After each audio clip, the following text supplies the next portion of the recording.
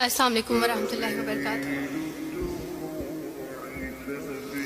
امید کرتی ہوں آپ سب بہن بھائی خیریت سے ہوں گے اور اللہ تعالیٰ ہم سب کے روزے ہمارے اعمال کو قبول فرمائے۔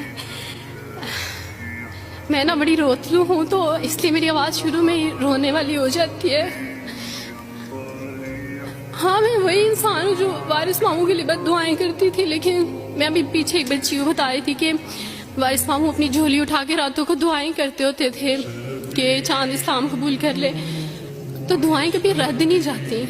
وہ دعائیں جو اللہ سے مانگی جاتی ہیں وہ دعائیں کبھی رد نہیں جاتی۔ میں نے اپنی 25 سالہ زندگی جو تھی وہ کرسچینٹی میں اچھی خاصی پریچنگ میں گزاری۔ میں چرچ میں پریچ کرتی تھی، کلام پیش کرتی تھی۔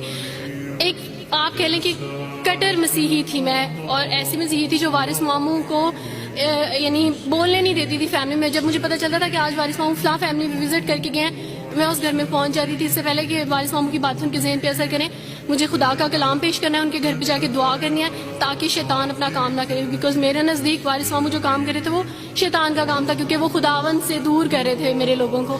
تو میں اس فیملی میں پہنچ جاتی تھی، اپنے لوگوں کو چاہتی تھی کہ وہ خداوند کے ساتھ جڑے رہیں، وہ کبھی خداوند کا انکار نہ کریں، وہ یسوع مسیح کا انکار نہ کریں۔ یہ سب میری یعنی میں آپ کہہ لیں کہ ایک اسٹرانگ ورک کرتی تھی۔ مجھے اس چیز کا ڈر رہتا تھا کہ وارث ماموں کی وجہ سے اب مزید لوگ اسلام قبول نہ کریں، لیکن کیا پتا تھا کہ اللہ تعالیٰ مجھے ہی دائرہ اسلام میں لے آئیں گے اور میں ہی وہ شخص بنوں گی جو اسلام قبول کرے گی۔ CSS کر رہی تھی، میں نے BA کمپلیٹ کیا اپنا، اور اس کے بعد میں CSS کر رہی تھی۔ اس کے دوران اللہ تعالیٰ نے مجھے یہ توفیق دی کہ اسٹڈی آف ڈفرینٹ ریلیجینس کی کتاب پڑھنے کے دوران یہ سبجیکٹ جب میں پڑھ رہی تھی تو مجھے پتہ چلا کہ اسلام ہی خوبصورت مذہب ہے۔ اچھا، آپ یقین جانیں وارث ماموں رمضان میں قرآن پاک ڈسٹریبیوٹ کرتے تھے اور راشن دیتے تھے، تو میرے بھائی کے ایک جہاں ڈیوٹی کرتے ہیں وہاں ایک انکل تھے، گارڈ تھے، ان کے لیے قرآن پاک لے کے ان سے رکھا ہوا تھا اور راشن بھی لے کے رکھا ہوا تھا، اور میں اس قرآن پاک کو چھپا کے اپنی سیف میں رکھتی تھی اور ڈرتی تھی کہ کسی دن میں اس کو کھول نہ لوں۔ اکثر ایک دو دفعہ پکڑا کہ کھول کے دیکھوں تو صحیح، کوئی نہ کوئی غلطی تو ہوگی نا، اس قرآن میں بھی یہ تو بڑی باتیں کرتے ہیں بائبل کے بارے میں، کچھ نہ کچھ تو ہوگا۔ لیکن اب یقین جانے ایک ڈر تھا کہ جس دن میں اس قرآن کو پڑھا میں اس قرآن کو اپنا دل دے بیٹھوں گی، اور وہی ہوا کہ جب میں نے قرآن پڑھا تو میں اس پر ایمان لائے بغیر نہیں رہ سکی۔ ایک رات وارث ماموں کو کال کی اور ان سے کہا کہ 2 بجے کا لگ بھگ ٹائم تھا، اور ان سے کہا کہ وارث ماموں مجھے آپ سے ضروری بات کرنی ہے۔ تو انہوں نے کہا کہ کیا بات ہے بیٹی، کوئی زندگی موت کی بات ہے؟ تو میں نے کہا کہ ایسے ہی سمجھ لیں، میں رو رہی تھی۔ تو انہوں نے کہا کہ سب خیریت ہے؟ تو میں نے ان سے کہا کہ بس بغیر کچھ کہے آپ مجھے کلمہ پڑھا دیں وارث ماموں۔ اور وارث ماموں اور میں بالکل خاموش تھے، یعنی وارث ماموں کہتے ہیں کہ اس وقت مجھے لگا کہ جیسے میرا دل پھٹ جائے گا۔ مجھے یقین نہیں آ رہا تھا اپنے کانوں پہ کہ وہ جو سب سے بڑی رکاوٹ تھی وہ مجھے خود کہہ گیا کہ مجھے کلمہ پڑھا دیں۔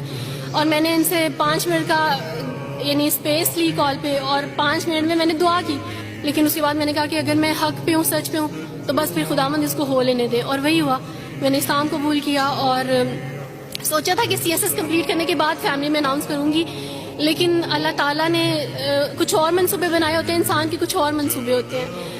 آپ یقین جانے میری فیملی کو جلدی پتہ چل گیا۔ ایک رات میرے بابا نے وارث ماموں کو گھر بلایا اور ان سے کہا کہ ہم چاند کی شادی کرنا چاہتے ہیں، آپ اس سے پوچھ دیں کہ اگر کسی کو پسند کرتے ہو تو ہم اس کی شادی اس سے کر دیں، ہم جو ہے نا وہ اس کی مرضی کے خلاف نہیں جائیں گے۔ تو میں نے ان سے کہا کہ آپ ایسا نہیں کر پائیں گے۔ انہوں نے کہا کہ نہیں، ہم کر سکتے ہیں۔ مجھے یہ تھا کہ مجھے پچھتاوا نہ رہے کہ میں نے شاید اس دن پاپا سے بات کرتی تو پاپا مان جاتے۔ تو میں نے ان سے کہا کہ پاپا میں ایک مسلمان مرد سے شادی کروں گی، آپ ایسا میرے لیے کر سکتے ہیں؟ اگر آپ کسی مسلمان سے میری شادی کریں گے تو ٹھیک ہے، میں شادی کرنے کے لیے تیار ہوں۔ میری گھر میں ایک سناٹا چھا گیا، اور اس خاموشی کے بعد جو ہے یعنی سب فیملی والے رونے شروع ہو گئے۔ انہوں نے کہا کہ آپ اپنے مذہب میں واپس آ جاؤ، لیکن یہ ہے کہ میں دین اسلام قبول کر چکی تھی۔ آپ یقین جانے جس طرح لوگ مختلف ہیں اسی طرح ان کے مسائل بھی مختلف ہیں۔ مجھے مینٹلی بے انتہا ٹارچر کیا گیا، مینٹلی مجھے یعنی اس چیز کا احساس دلوایا گیا کہ ماما پاپا روتے ہیں۔ میرے پاپا نے آپ یقین جانے خود کو پھانسی لگانے کی کوشش کی میری آنکھوں کے سامنے، میری ماما نے خود پہ پیٹرول ڈال دیا اور خود کو جلانے کی کوشش کی میری آنکھوں کے سامنے، اور میں اپنے روم میں بیٹھی یہ کہتی تھی کہ اللہ اگر میں حق پہ ہوں نا تو میری فیملی کو کچھ نہیں ہونا چاہیے۔ پھر بہرحال مجھے میری فیملی سے نکال دیا گیا، یہ اس ڈر سے کہ میری وجہ سے دوسرے بہن بھائی بھی اس راہ پہ نہ چلے جائیں، اور وارث ماموں کو بلا کے مجھے گھر بھیج دیا گیا، ان کے گھر بھیج دیا گیا۔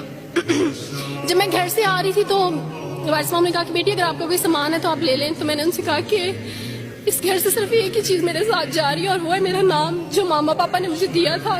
میں چاند رات میں پیدا ہوئی تھی اس لیے انہوں نے میرا نام چندہ رکھا تھا.